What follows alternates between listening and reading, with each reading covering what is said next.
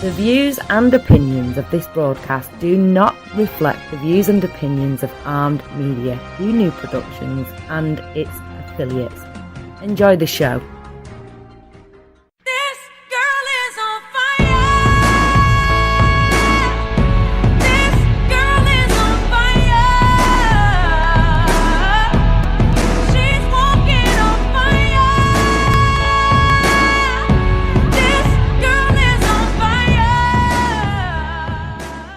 Everybody, Professor Jamie Lynn for our Armed Radio show, and I'm really excited tonight. We're going to have JC, our guest, and we are going to be talking about how being physically healthy helps your sex life. And the research that I did has been fairly interesting because it's a reciprocal relationship, that actually the more sex that we have, the better our physical health, and the more physically healthy we are, the better our sex. So I'm excited to get our co-host on the line, and he should be calling into the radio show. As usual, I've got them in my ears, and he's going to join us on our Facebook Live, and I hope that we do not have these technical difficulties we continue to have for whatever reason possible.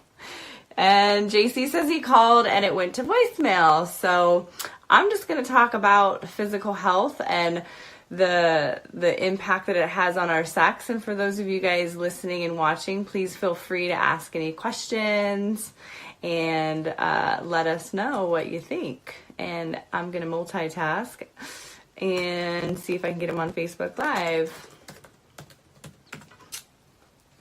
So, interesting fact that I discovered is that with sex, obviously, with age, but it's all in your mind. As usual, mindset is so important, that whatever our mind is thinking is generally what our body does. So, who really is in the driver's seat when it comes to our body, our physical aspects in relation to our mindset and how our mindset works. So, hey, JC, I see you on here. How's it going? Good. How you doing? I'm doing good. Were you able to get into the show? Because I have you in my ear, and I'm not sure if I'm picking it up on the mic. I just tried to call into the show, and it sent me to a voicemail. Okay, so he tried to call on the show, and it went to voicemail. We'll see if the guys in my ear tell me to try and call back in. But thanks for your patience. And I did already do the intro that we're going to be talking about how being physically healthy improves our sex life. And I introed that there is a reciprocal effect, that actually the more sex we have, the better our physical health. And the aspect of, getting older and being able to engage in sexual relationships, in general, the research shows a decline unless your psychological health is well. And talking about the body and the brain and the body and how those correlations occur. And I know you did your research, so this is going to be really fun because people are going to learn a lot on physical health and, how that relates to sex. So how'd your research go?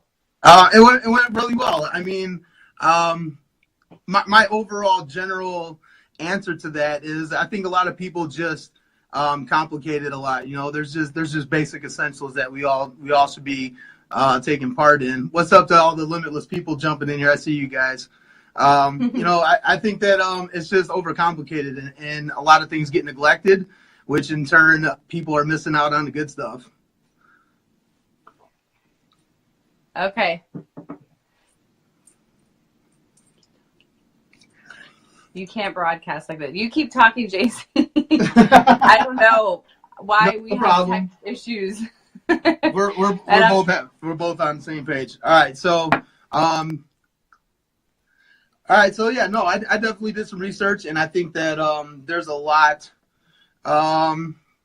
we can talk about tonight, and I think it's going to be very helpful for everybody to learn this stuff, so that way, obviously, their sex life and their relationships are better with their partners.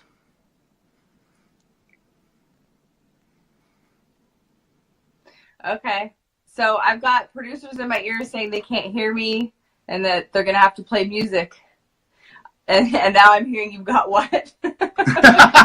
So we're just going to keep plugging ahead, and hopefully we can figure out those tech issues on the other end. I don't have a clue. But so I'm going to go through with sex being obviously good because it's on our mind a lot. And I think it becomes taboo for a lot of us, whatever the social conditioning becomes or cultural, influences that we have.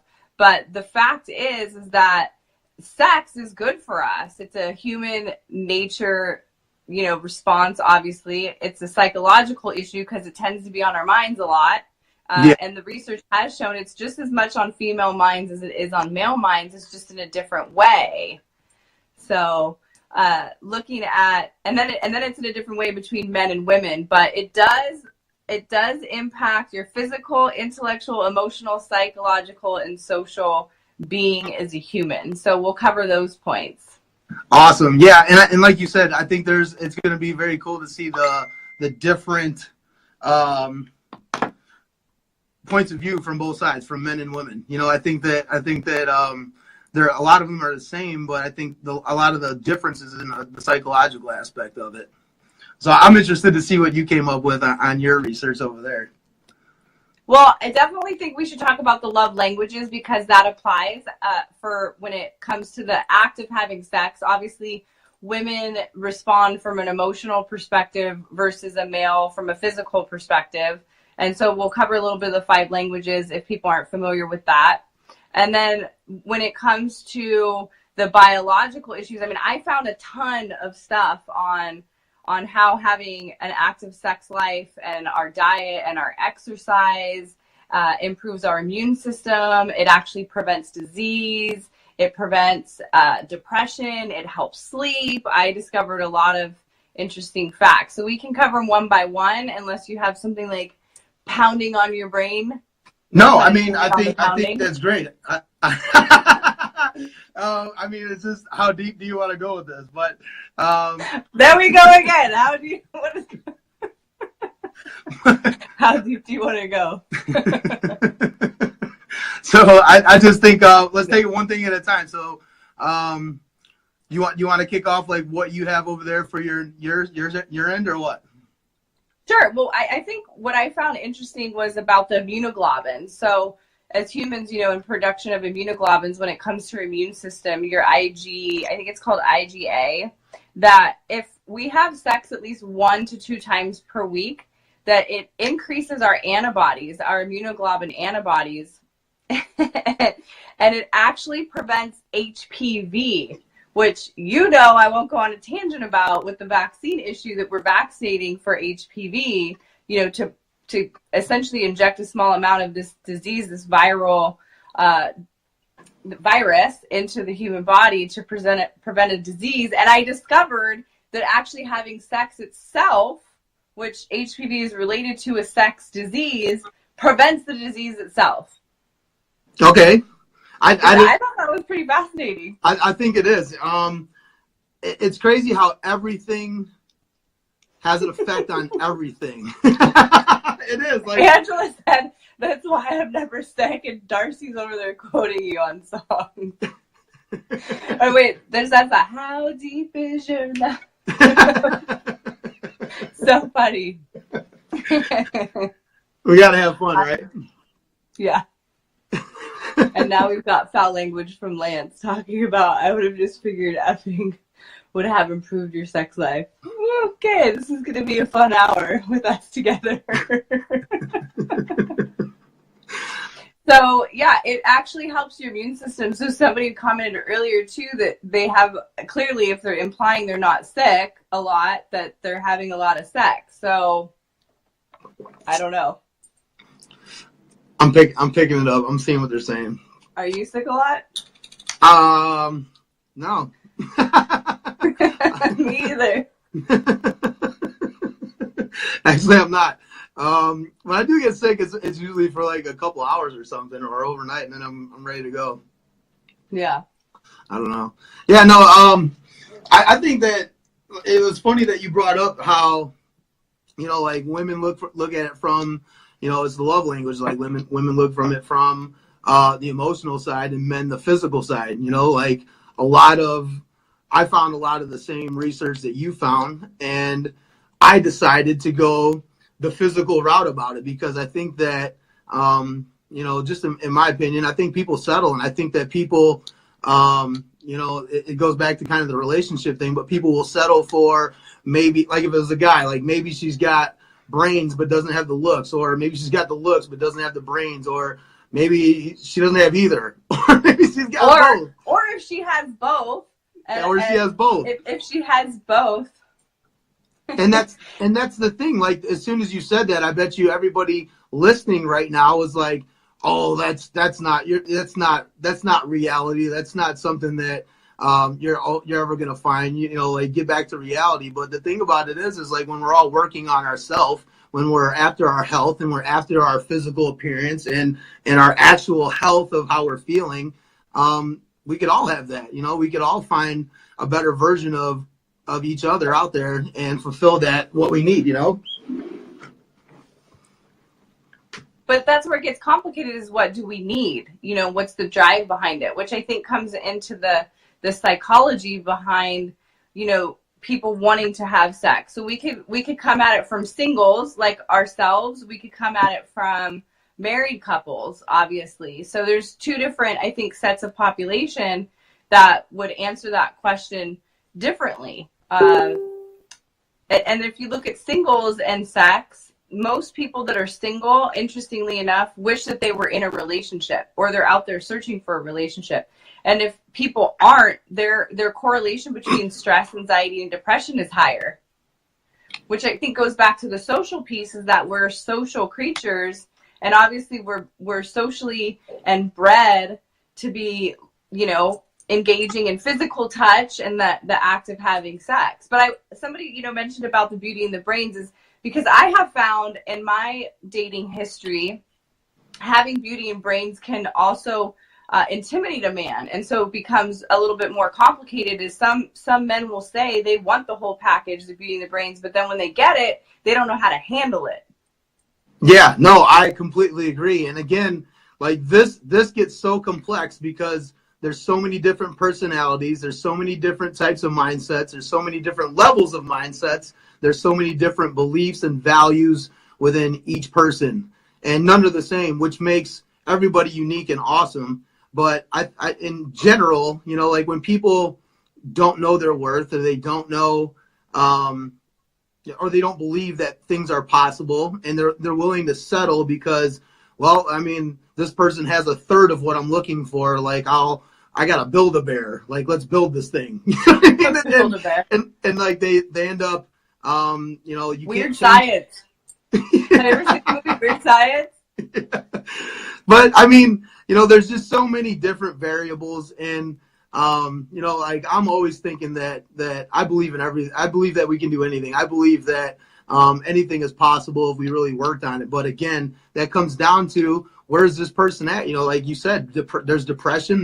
There's couples. I mean, there's maybe there's a couple that's together right now. I mean, like I could say something tonight that we might get a call tomorrow. Like, these guys broke up because of what JC said. Like, like maybe, just maybe, these two are together and they're both sitting on the couch looking at each other like, yo, I settled. Like, this ain't cool. You know what I mean? Like, they just didn't realize it. There's so much involved. And I mean, you just got to pick your battle and pick your weapon. Like, what do you want to do with this? What are you going to say that's going to break people up? I'm so curious. Well, I mean, if we're sitting here really talking about being real, if we're really talking about people settling, if we're talking about people, maybe they're with somebody that has money but doesn't have anything else. Maybe they got with a guy that's loaded with cash, but he's sitting on the couch eating Cheetos all day, and it's nothing fun to look at, and they're not social, they're not intelligent, they're not anything else. They just got money, and like maybe they're sitting there thinking, dude, I got to get out of here. They've been together for 12 years or something. Like, who knows? Like, like that's the impact. Who is Lance King? Lance King, who are you? Is this one of your friends? I don't know if he's one of my friends because he just keeps. Can you see the comments? I'm looking right now. Lance He's King. Like, when things get rough, I just pull my feet out. I don't think I'm seeing all the comments. Like, I think you're seeing more comments than me for some reason. Okay. I'm not sure why. We've I got only quite see a one few comment. here. So, all right. Back to the facts. I'm just going to read the facts so everybody can get the knowledge content, and then we can shoot the breeze on it. So, it reduces stress and anxiety. We talked about the immune system, but the other way that sex helps build the immune system is oxytocin, which is the love chemical oftentimes referred to. It's also the chemical that women produce once they have children, especially increased during nursing. But oxytocin, I believe, is higher in women. That could also maybe account for why women live longer and have less issues or diseases than men, but that wouldn't make sense when it comes from the aspect of, frequency of sex, because men on general have sex or they masturbate, if we're going to get technical, more than women. So the immunological piece is interesting. Better sleep. So here was a very cool study I found that in men that have sex more frequently or ejaculate due to masturbation, that they have a less likely chance of having prostate cancer, that they were 36% less likely to be diagnosed with prostate cancer by the time they were 70.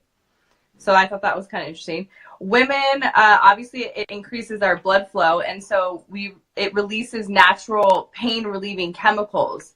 So that's fascinating because I think during my career as a marriage and family therapist working with couples that had sexual issues, and I'm certified in the art of tantric, that you would find people would say that they're in pain or that they have a headache or whatnot, but that it went away when they were having sex. So I did find a study that showed because of the increase in blood flow and the chemical release that it reduces headaches and actually in fact reduces pain. But it always made me wonder how much of it is psychosomatic. Psychosomatic is when we have something going on psychologically that influences our somatic, our feeling nature. So that was a cool research I found. In women, that it actually increases our bladder control. It reduces urinary incontinence. It actually reduces your pain associated with your menstrual cycle. It reduces premenstrual cramps and increases fertility. It also obviously helps with stronger pelvic muscles, which is kind of like going to the gym and working out. Like if you're working out a muscle, then your muscle's going to get stronger and perform better. And it reduces endometriosis, which is the growing of the tissue on the outside walls of the uterus. So those are all these facts I found that I had never known that were related to, living a healthy lifestyle, engaging in healthy sexual activity. That's awesome. And so, like, what is the primary source of like creating that? Like, where does that? Where is the primary source of creating oxytocin? Yeah.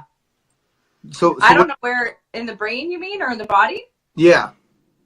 Like what creates it? Is it something to do with your physical? Is it something to do with things that you eat, or what is it? No, it's just oxytocin is produced generally related to sex. So functioning with sex. And then in women, you produce high amounts of oxytocin after giving birth to a child. Okay. It's also, they think, correlated to why innately women know and feel when something is going on with their child. They can't explain it, almost like a ESP or a telepathic communication. But when they've done research studies on it, that it's more correlated to higher amounts of oxytocin. But I'll look up where oxytocin is produced. I just thought it was interesting to figure that out. I'm very hypothalamus. What is it? Your hypothalamus. So oxytocin is produced in the hypothalamus, and it's secreted into the bloodstream by our posterior pituitary gland, which is really small. The secretion depends on the electrical activity of the neurons of the hypothalamus, and it's released into the blood when those cells are excited. So that's definitely a correlation between what you're thinking influences what you're feeling, and then you'll see neuroconnective patterns increase, and then the production of oxytocin, which we now know comes from the hypothalamus produced through the pituitary gland. That's awesome. And David's heard that before. I see that. China, Darcy, China. Oxy's produced in China. We're not talking about oxy like drugs. Oh my God. Darcy. Oxytocin, the natural chemical in the brain. Darcy's funny. Darcy's funny. Yeah. So, like what I was over here working on is because the research I was doing was showing tons of different ways, like you were saying, that it affects your body, your emotions, your psychological, and ultimately your relationship with yourself and with the other, whoever you're with. And I know, just based on, like the speaking engagements I've been to and some of the people I've coached and things that I've been involved in, that a lot of times people will get hung up on where did this go wrong, or they don't look to see what they can do to actually work on it. And I like to simplify things for people. So like on my end, I know you're working on the women's end over there, so I was working on the guys' end over here. And I wanted to give all the guys here something that they can work off of immediately and keep it simple for them. So that way, and all of the points that I'm going to their psychological, their emotional, and actually help them whether they're already in a relationship or working towards one. Like if you've been on my personal page on my Facebook, like I've really been trying to be the big example for people about gym. Like I'm not a fitness guy, I'm not a trainer or anything like that, but I think it's very important that you take care of your body because it feeds into your relationships, it feeds into your mind, it feeds into your body, your emotions, and you overall as a person. So I got a lot of cool stuff that I can share with the guys tonight. As far as like helping them with, the relationship they're in and obviously with themselves, but with the relationship they're in or maybe getting into a relationship. But it's helpful to the ladies. I think whatever you're going to share with the guys, we can dive right into that. But it's good because women, we want to know, like, what do you want? What do you need? We try to understand you and we feel like we can't. So share, enlighten us, Buddha.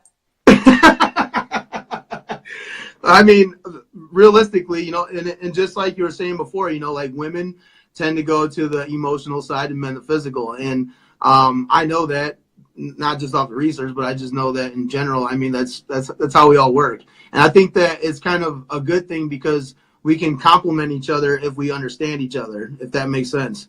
Because one makes up for the other and they can inform and help out the other party.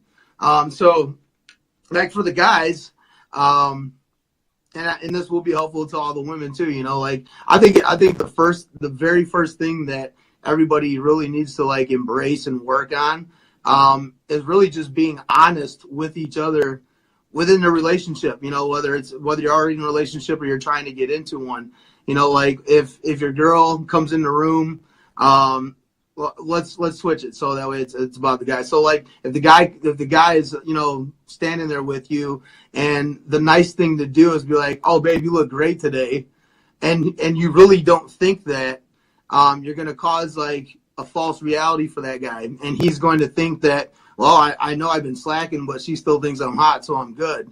Like he's not going to work on himself. So I think it's just important that you're super honest about like what you guys view each other as. I think it's I think it's the running engine to keeping each other at the highest level of health, both physically, for looks, but I mean also for your actual health, for who you are inside. So I think the big thing is like just being honest about like what is really going on. Like if Buddy's fat, man, if he's gaining weight, like you need to tell him like, hey man, like I love you to death, I'm in love with you, but like we need to, like, we have a problem here. Like however nicely you want to say it. Women probably say it a little nicer than that, but I just think it's important that you address it, because from that point on, like now that guy's got he should already be on a mission to do that for himself, but for whatever reason, a lot of things come up. If he's not on that mission, help him get on that mission. I mean, come on, let's face it, man. Like we don't want to be with somebody we're not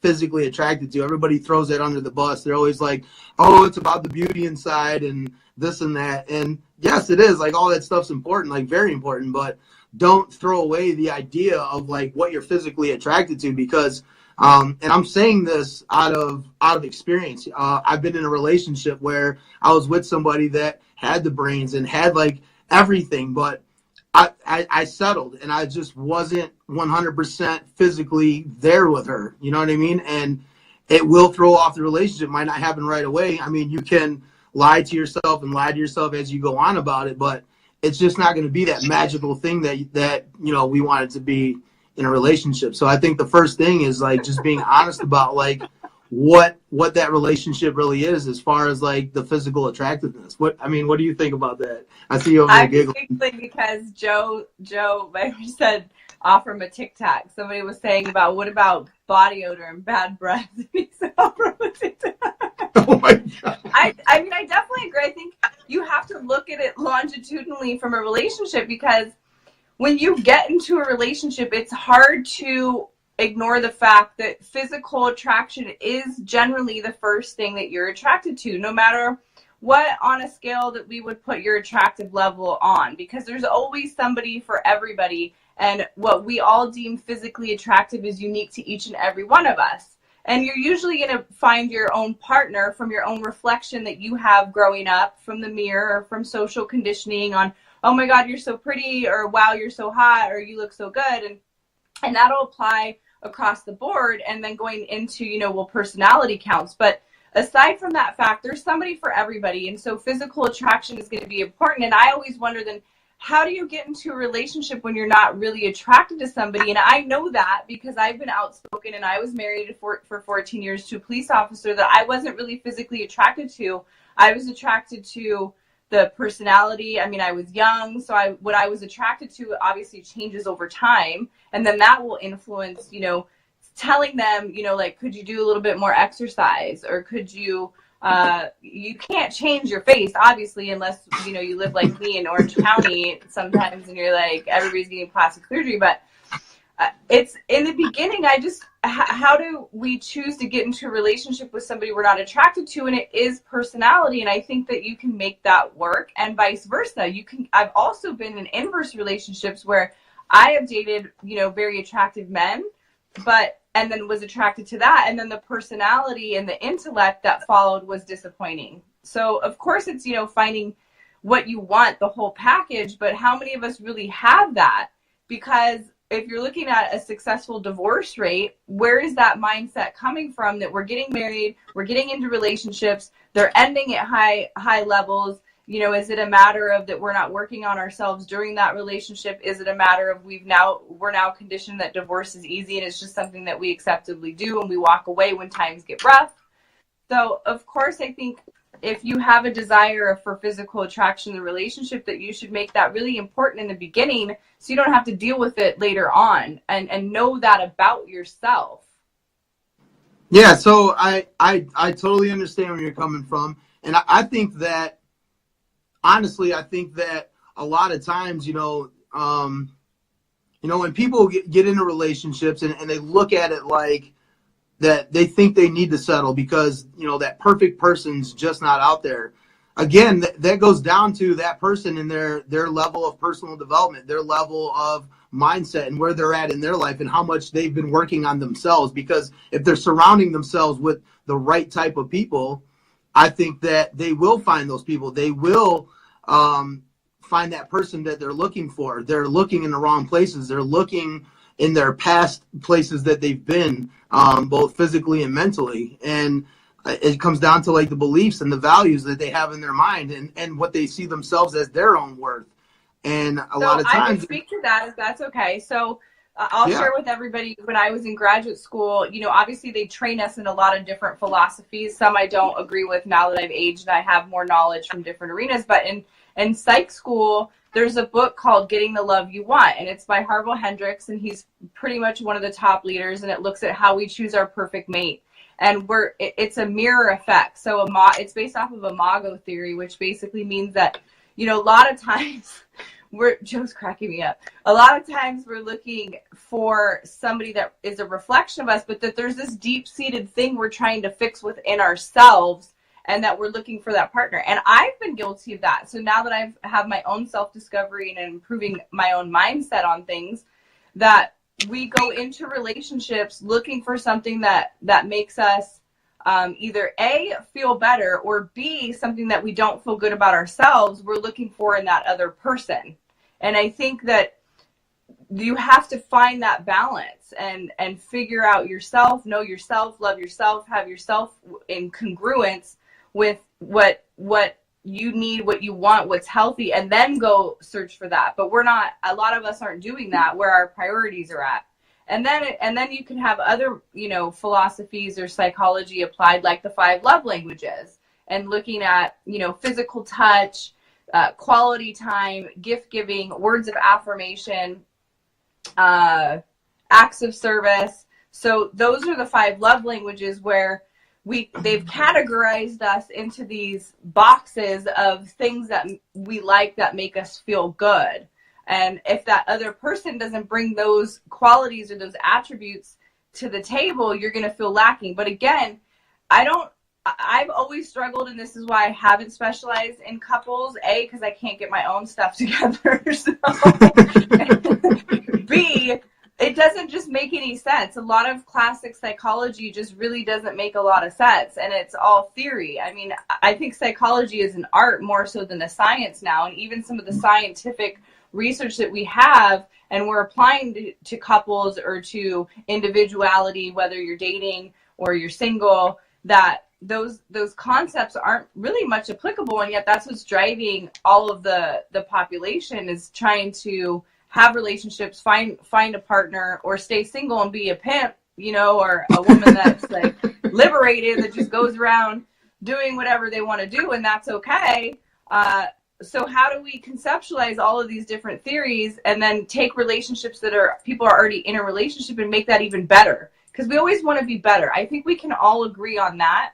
Most of us somewhere up in here in the mindset say, I want to be even better. But then we get stuck, like the gym, physical health, psychological health, emotional health, medical health. We think about it a lot, but the action orientation behind getting ourselves into the gym, eating healthy consistently, dating with a partner that brings out the better in us or makes us even better in the growth capacity that we have. I think we are like plants, and we always are trying to water ourselves and feed ourselves to grow, but for whatever reason we have a lot of self-sabotaging behaviors that we bring in individually amongst ourselves, but then also into a relationship. So I've got a lot to say. So well, I gave a whole mouthful, so I totally understand everything you were just saying, how we bring in self-sabotaging and the whole 9 yards. So with us being able to acknowledge that, and we know that that's a problem, what would you say, in your opinion, what would you say is the fix for that? What's the question again? All right, so we know I thought I heard you say, what's the answer to self-sabotaging? No. So we know that we're out here, and we can get ourselves into situations where we're self-sabotaging. Maybe we have things that we're looking for in somebody else because we don't have it.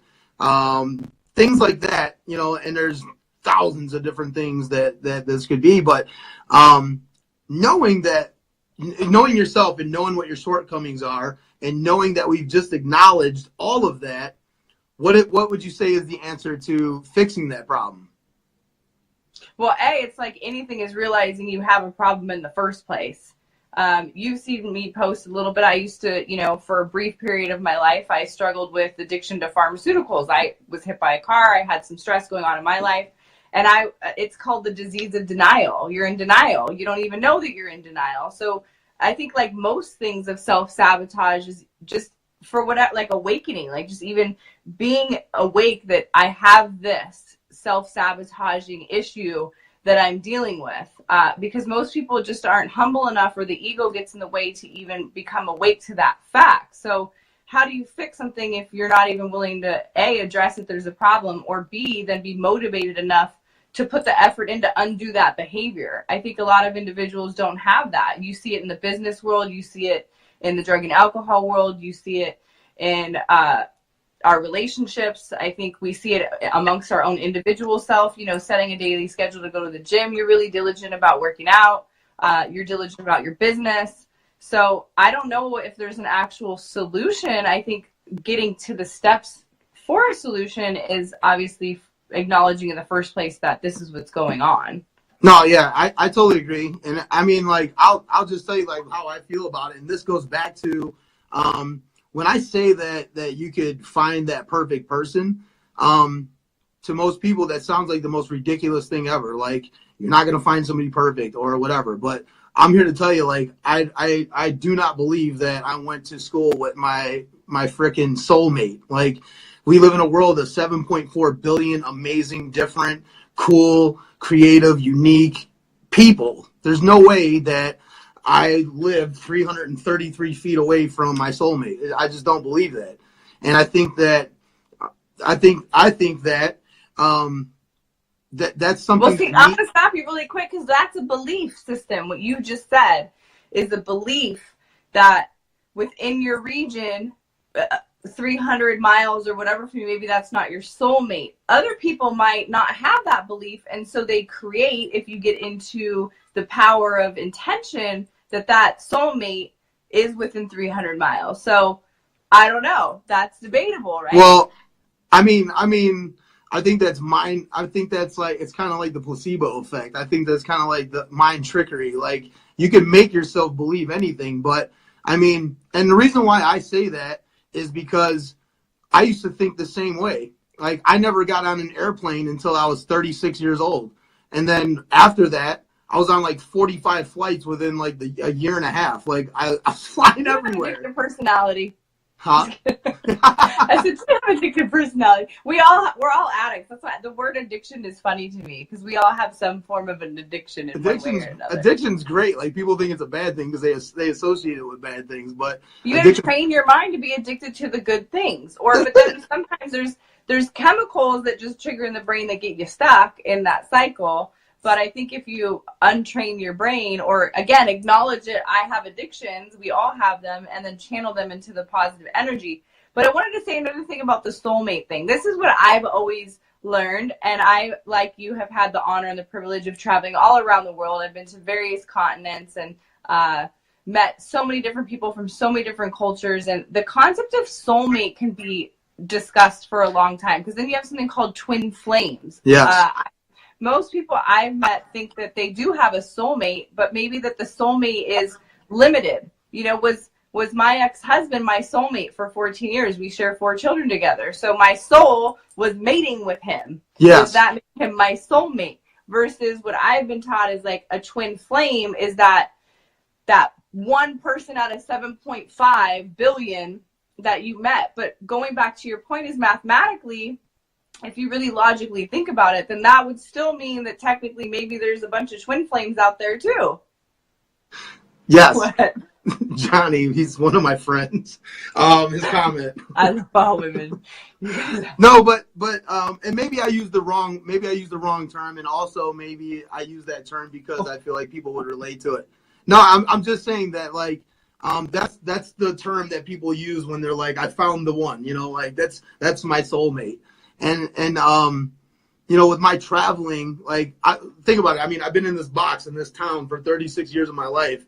And the moment that I got out of that box and I started thinking of the numbers of people and how many people and personalities and lifestyles and different levels of intelligence and looks and styles and like all these things that started triggering and firing off neurons in my head that my brain wanted to explode, and I thought about it and I was like, wow, I think it's foolish for one. I mean, this is my opinion. I'm not saying I'm right, but I think it's foolish that we, for one, even try to go and be in a relationship until you get your own together. You know what I mean? Like, you really, you need to be 100% confident in your mind. This is something that I think needs to be taught in schools, like about loving yourself, learning about yourself, pushing yourself, what values are important, what beliefs I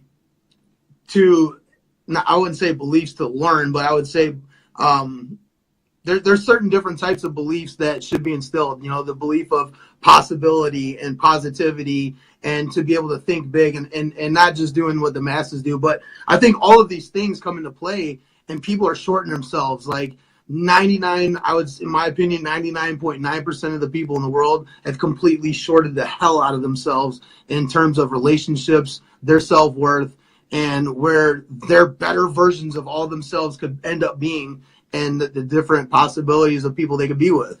I mean, I think it's a watered down system of like people, like, that's the divorce rate. Like, people don't even look at being married as something significant anymore. It's just like, well, this didn't work out. It's been 3 months, deuces. You know, like, what is that? You know what I mean? Like, you're not dating somebody anymore. Like, you literally took a vow to be with this person for the rest of your life. And like, after 3 months, like, you see no value. There's no, like, your belief system is telling you, like, I can just deuce out of here. You know what I mean? And now we have, you know, single mothers and single fathers and kids not with both their parents, and they're getting in trouble. I mean, I don't know. Like, this is a huge, complex system that we're talking about. And I think that, you know, we could talk about all this stuff all day, but, and that's why I told you that, like, the stuff that I have for the guys is like, look, man, like, we could plant your stake right now, plant your flag now, and move forward. So what are you going to do? Like, what can you do? Like, you are the change in the world. Yeah, every one of us took accountability for ourselves and said, I want to be a better person today, which not everybody does that, though. I think you're a rare breed. I think it's less and less that you find people that are cognizant that say, I want to be a better person. I want to do right by the world, as opposed to I'm looking out for me, and the distortions that go on within our heads can overtake that. I think, and I don't know, but I think people think like me sometimes. And because I always want to be a better person, I always want to strive for truth, transparency, accountability, outcomes, all those things. I hope, and it's wishful thinking, that other people are going to be like that. So I'm not sure if that really applies to everybody. So, and I mean, I'm not saying that everyone will think like that. I think that needs to be taught in schools. I think that that's absolutely completely missing. And that is my mission of my business with Limitless, is to be that catalyst and find more people to help me move this message to people. Because, and I'm not trying to like plug myself right now, but like, my mind 24 hours a day, 7 days a week is on finding ways to better people. Like, I don't think of anything else. There's no job, there's no other things going on, there's no other businesses, there's nothing else going on but me trying to find more and more people that are not awake yet, that don't understand this yet, that they have no idea about it. You know, I was that guy for the longest time, and it got me in so much trouble. And the moment that what was your solution? How did you get out of being that guy? So it was my own realization of it. Like, I had to be introduced to it. So you became awake. Something happened to you where you woke up. Yeah, absolutely. Like, hardcore. So, I don't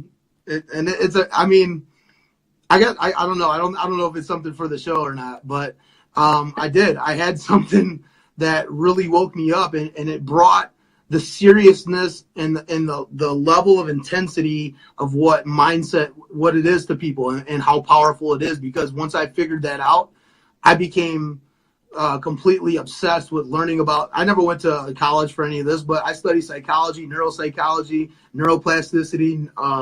I have a bunch of people I follow as far as like neuroscientists. I am obsessed with learning about the mind, creating dominant thoughts, new thoughts. And that right there, I think is the solution for so many different things. Is being, you talked about earlier, school and how schools, you know, infrastructures, organizations are creating us under what I think of it as mind control to think how we think, feel, and behave. And opening our eyes to that school is just this like imaginary brick and mortar that we go to, as opposed to just loving to learn. Like, I want to be healthy, I want to be active, I want to be participatory, and just literally seeking out knowledge to seek out knowledge for having it, as opposed to vocational tracks where we're going to just learn to do something and fit in with society. And I just want to, I'm not sure if you're seeing the comments, but bring up, you know, people brought up religion is important, you know, so when it comes back to our topic on, you know, being healthy mindset, healthy physically, and in relation to having good sexual relations, I mean, you have things like religion, you have things like organizational or indoctrination or dogma. Somebody brought up women's liberation and how that shifted society and the way that we're orientating ourselves, and different mindset philosophies on, I'm a woman and so I'm independent now and I don't ever have to get married or have children. I mean, we're in a state where less than 50% of women are having children now. So based off of these facts, then what is that impeding? So does that mean that they're not having children, or they're not having as much sex, that we're experiencing more asexual? And then how does that variable interact with the decline of religion? Less and less people are becoming religion, and they're claiming more to be spiritual, which is interesting because religion, again, is just a doctrine. It's a dogma. That's an organizational structure, as opposed to an internal self. I'm comfortable. I love me, the spirit within me. Who is that for me? Whether it's, Jesus, or it's Buddha, or it's, Muhammad, or whatever it is. And then we take those concepts, those mindsets, and then we apply it to our behavior, whether we're going to be single and date. I mean, how many people really are single, dating, and don't have sex, that actually abstain from sex? I mean, is that really a statistic in today's society? Because I don't know anybody, from my personal life to my professional career, I don't know anybody that has saved themselves for marriage. I just don't think that exists. No, I don't think that exists at all. I mean, just to pull all this back in, to me, it's just a man. So let's break it down to just a man and a woman, and I think that both of them being their best version of each other at that time, when they become, I wouldn't say the best version of themselves, but when they've reached high enough understanding of themselves, and they're taking care of their health, they're taking care of their mind, they're taking care of their bank account, when they become completely independent, now's the time to go out and try to be in a relationship. I think that that would be the best possible answer to relationships and them actually lasting, because they have substance, they have intelligence, they have emotional intelligence, they have understanding. I think that people just get in relationships too quick, but I mean, the reality is that's not where we're at, and that's not what's going on in the world. And right, we're not being taught emotional IQ or learning how to learn or thinking for yourself. No, we're not, and not even a little bit. And I mean, it's just every generation I feel like is getting more watered down in that sense. But I think the best thing that we can do is I want to direct the guys, I want to show the guys wherever you're at, whatever relationship you're in, whatever you're doing, pull it together, man. Take your life serious, take your health serious, take going to gym serious, take the food you're eating serious, do your research on food. Certain foods that you can eat can raise your testosterone levels, which then increases you as a man. I feel this might be a guess of mine, but I just feel like the level of testosterone going around in the world today in men is so low right now. I don't even, that's a whole other subject, but, all of these things they all play in your physical makeup. They all play in your interaction with another woman. And I think that it's very important that men, get up and go take care of yourself, man. Go to the gym, maybe some of you guys go to gym 2 or 3 times a week. I'm to the point where I go to gym 7 days a week now. And there's days that I'll go twice a day. I'm just obsessed with becoming the best physical person, but you and I did talk about that physical health is really important, but also the mental health and meditation and, things like prayer or mindset, whatever you want to call it. I don't want to get into religious debate because I'm watching one go on in the comments, but. Yeah. No, yeah. I think that mindset is a major, huge role in anything at all. I'm all about mindset. So I was kind of I guess in my mind, I was just kind of trying to stay away from it because I knew I would. And I think to clarify, because I don't want to get detail oriented, but I think what you mean is positive mindset, limitless mindset, because we all technically have a mindset, but we all struggle with internally that mindset dropping into victimization, versus I can do anything.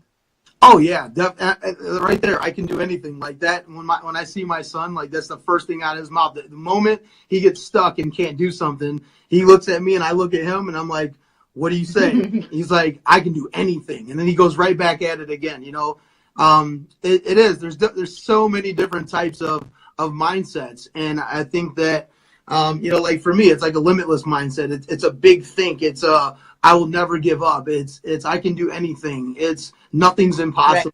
Right. I think that there's just certain things that people need to learn about, just to live a good life. So he's like, wait, what's the topic here? We'll get back. We only have like 5 minutes left. So back on track. How being physically healthy improves your sex life. It really does, though. I think being physically healthy makes you feel good about yourself. And when you feel good about yourself, it increases your desire to be physically and intimately connected with other people.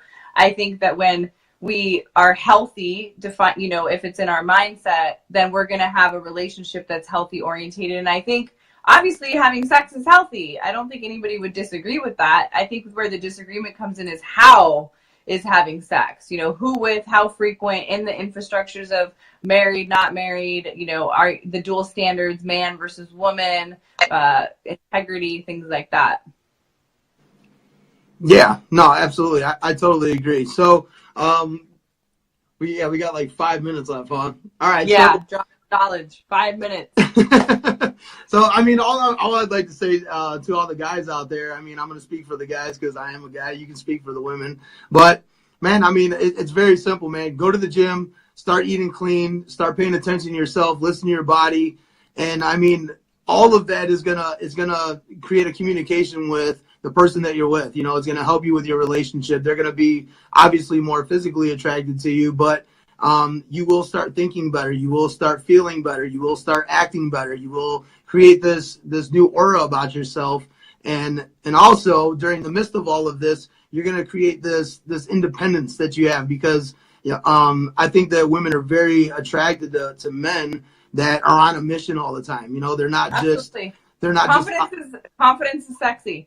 Yes, absolutely. So, I mean, your girl sees you putting in all that work and like seriously focused about it, serious about your food intake, serious about what you're doing in gym, serious about your personal development, your mind. I mean, it's going to start triggering all those emotional things in her mind to come over and want to start, interacting with you more often, or having more of those awesome moments that you may be looking for, and her as well. So I think they'll start feeding off each other. Totally. Yep. And getting out of that mundane, I think, rut as well. I think we have to, in closing too, is talk about having sex in a healthy context. Married couples on average have sex twice a week. Some, more, some less. And then being able to be creative in that. And that creativity, I think, is healthy. Some people might disagree with that, but we know that the creative mind is more excited. The creative mind feels more connected. The creative mind feels, it has a sense of fun and new and exciting, and being able to incorporate those types of healthy concepts into our daily activities when it comes to intimate relationships is important. And I think people lose sight of that. And early on in dating, people, I think, are more worried about performance. They're more worried about, am I doing it right? Am I pleasing them? As opposed to just enjoying the process and being in the experience, that you're going to get that much better to an even more connective level, as opposed to, and I think that that's unhealthy, is those types of focus, as opposed to just enjoying and being cognizant and integral in your experience, is going to lead to a better engagement. Yeah, absolutely. I see Angela saying the same for what'd you say? Just slid away. Same for the guys, JC, seeing their girl getting stuff done and working out. Yeah, absolutely. Like, oh man, like for me to see that in the person that I'm with, I'm like, I'm all about it. You know what I mean? Like, I know that, like I get to enjoy her happiness and her mindset, her emotional state, her confidence, and how she believes in herself. Like, of course I want to be around that. So right. I totally agree with that. I think that it's very simple. I think that all of the things that we talked about tonight are just the byproducts, the unfolding of all the awesome stuff that you get to engage in and have in your life. I mean, if you keep it simple and stay focused on each other and on yourself, I mean, I don't know if keep it simple, silly, or, the kiss saying is applicable here. I don't know. I mean, I think just in my experience, I might be wrong, But in my experience, anytime like you make things complex or you start adding a bunch of extra stuff, man, I mean, it doesn't. I'm again going to disagree. It hasn't played out for me. I'm just saying. I'm not giving relationship advice, but I will say that these are the things that men need to focus on for themselves. I think that, what woman wouldn't want a guy that's at his personal best? So, No, I get it. I was being facetious about the topic of, let's talk about sex is the name of the radio show. So I was saying, I don't know if keeping it simple applies to that. That's what I was like, JC just went right over that one. That one went right by me. Sorry about that. That's cool, dude. That's cool. I guess I still don't know how buck wild I can get on here. So I think I was just kind of being a good boy. It's really hard, in closing, because being in my professional arenas, I help children for a living. I've, specialized in children, but at the same time, I also specialize in adults. So two, opposite ends of the spectrum. But we had a cool show, that talked about sex ed with a friend of mine and looking at, from child to adult and what's healthy, what are teenagers and young adults thinking is healthy sex. We should have a whole show on that. I could definitely do my research because I know kids nowadays, they're engaging in sex a lot earlier. They're watching pornography. It's at their fingertips. And the mindset and the philosophy between what's healthy sex now, I think is different than our generation. I think we talked about that a little bit last time too, on generational gaps. Yeah. And what we're deeming as, a healthy perspective, healthy engagement when it comes to sexual relationships. Yeah, we did. We talked a little bit about that before.